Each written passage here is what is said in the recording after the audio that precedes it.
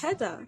So normally we don't discuss movies before recording because we find that we get better responses when we don't know what each other think. We did have to discuss this briefly because we actually got to meet the director and some of the cast. So, what do you think about Hedda? Was it good, bad, or mid? Have you changed your opinion at all? Hedda was bad leaning on mid. No, my opinion has not changed. I maybe have very slightly softened in my opinion about Tessa Thompson's performance, but that's it. So I completely disagree. I really enjoyed Hedda. I thought it was a really fun movie to watch. It's definitely one of my favorites of the London Film Festival thus far. I think number one, it's rare for us to see a movie that really centers women unapologetically. This movie doesn't care about men. Usually it's the other way around. I just thought it was fun. It was a great watch for me. See, I'll tell you what I told you before when we previously discussed this film, which is that I found Saltburn fun. Doesn't mean it's a serious movie. And that's how I feel about Hedda, but with less fun, to be honest. Well, for me, I feel the reverse. I do see there are similarities between Hedda and Saltburn.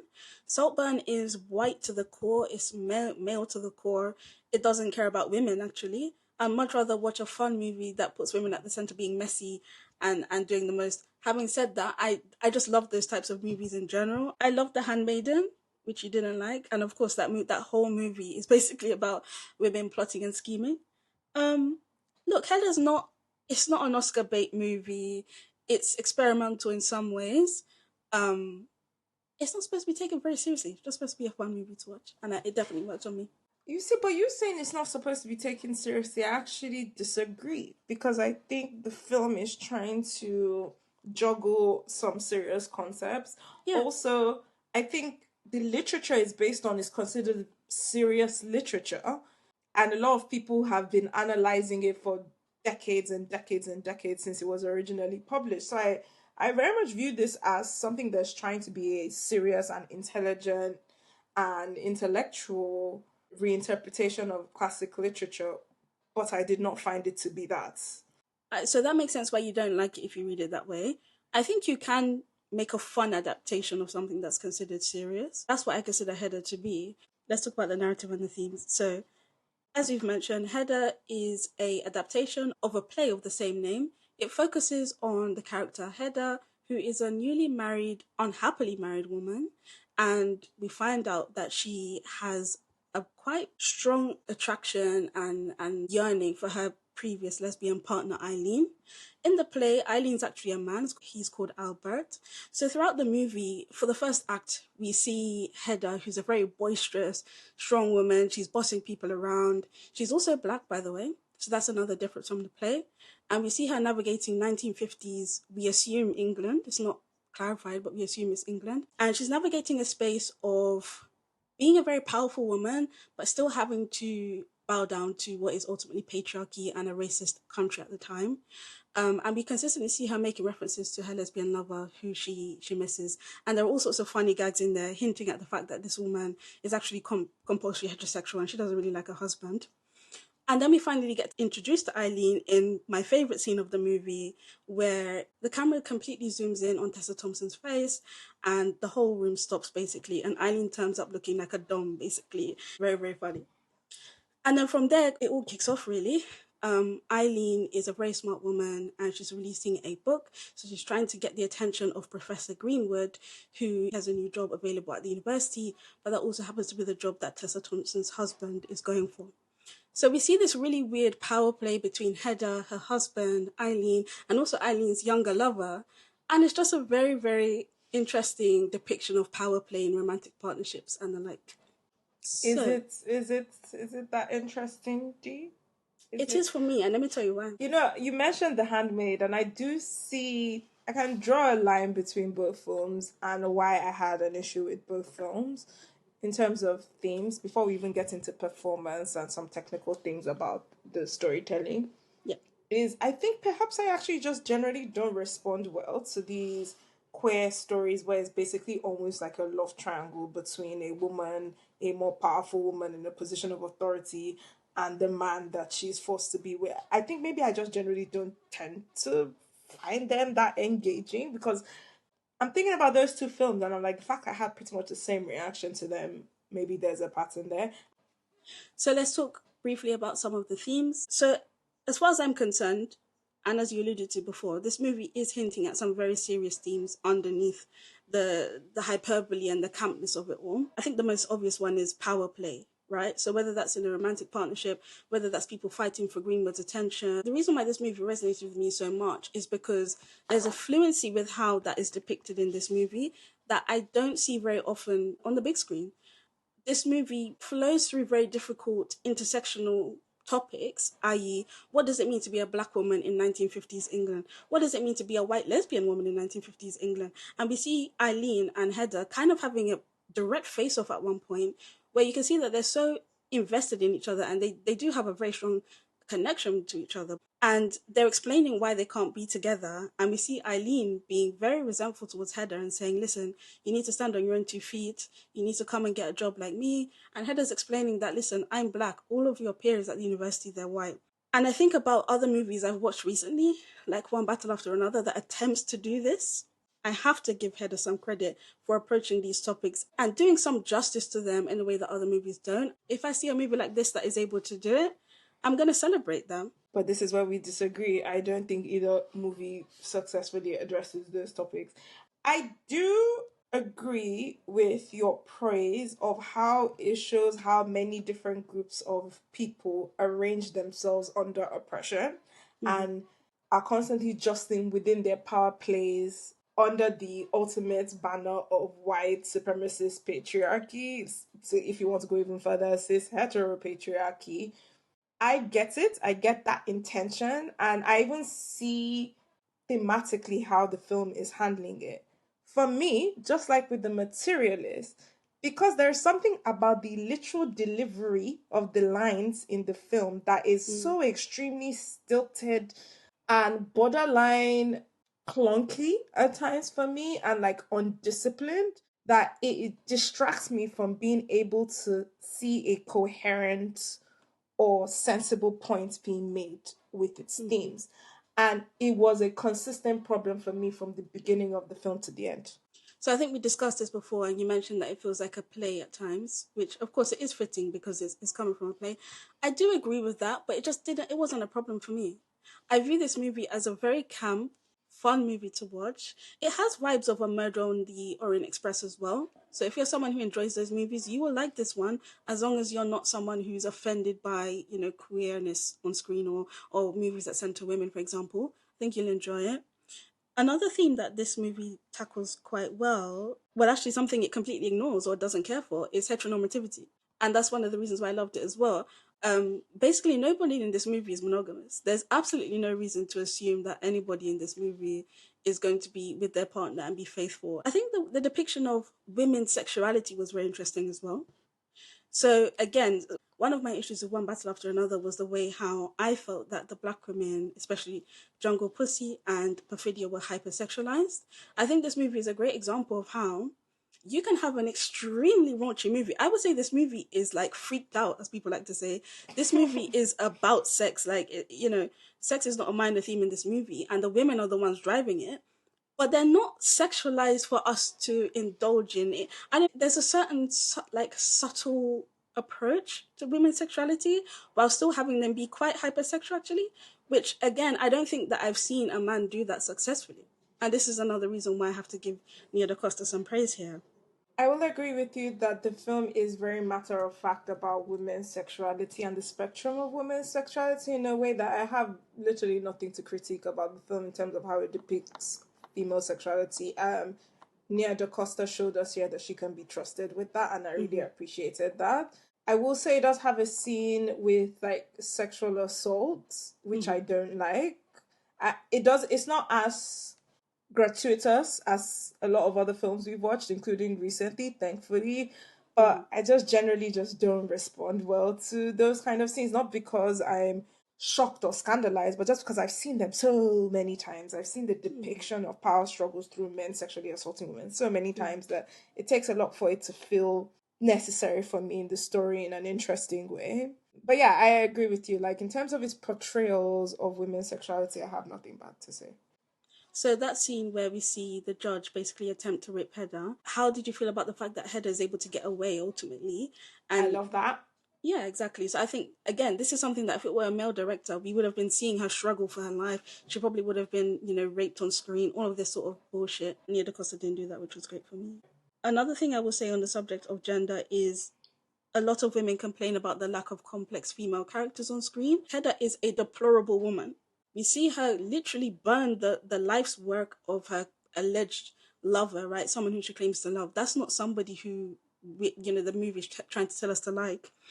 And yet, she was so entertaining, and I love her as a character. Similarly, we have Eileen, who she's also a very complicated character. She is a white woman in the 1950s. She doesn't understand what it is to be black, and we do see her kind of shoo away Hedda when she's making complaints about what it is to be black or a person of color in that time, which is a great thing, especially for me as a black woman.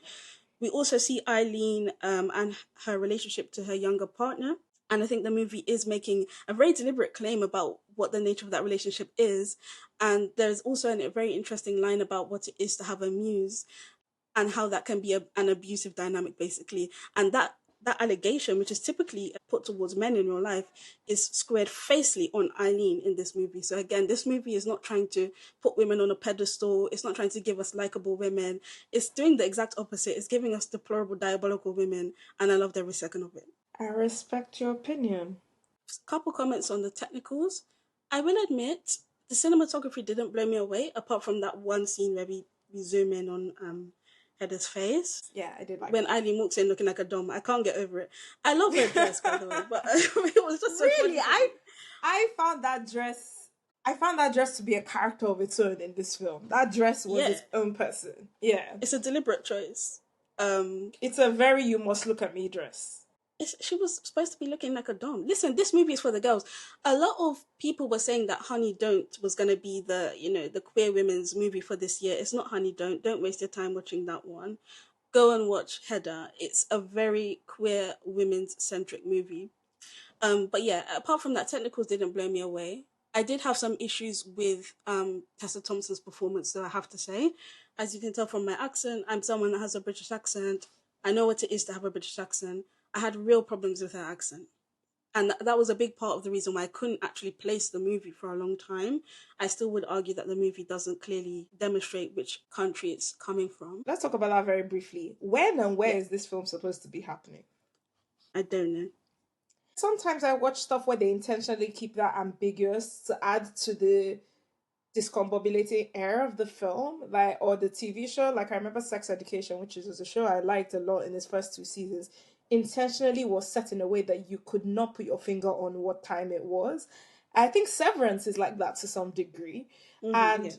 the way that can kind of throw you off or make you feel a bit dazed and unsure where you are, mystified, Mm. that can work sometimes. So I don't, to me, it wasn't like a necessary thing that I had a problem with in this film because already with you even accepting Hedda as a character that would exist in that time and Mm. other characters in the film like George Roland Brack being a black man, there is Mm. some degree of suspension of disbelief that you need Mm-hmm. to do.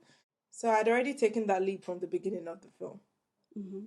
One other criticism I would take for this movie is it's very predictable, let's be honest.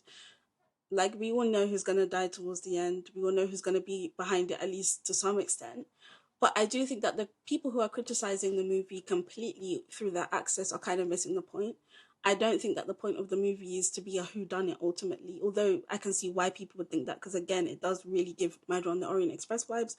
I think the point of the movie is to be an examination or an analysis of power play that all of us have to go through under racist capitalist patriarchy. I look forward to seeing Nia's next work that still continues to try and handle those kind of themes, but in a more perhaps tighter way. I will say one of her previous features, Candyman, I absolutely loved. I Which I really didn't. enjoyed it. I did very much enjoy speaking to them, especially Tessa, about the logic behind the race change, the gender change, focusing on sexuality and things like that.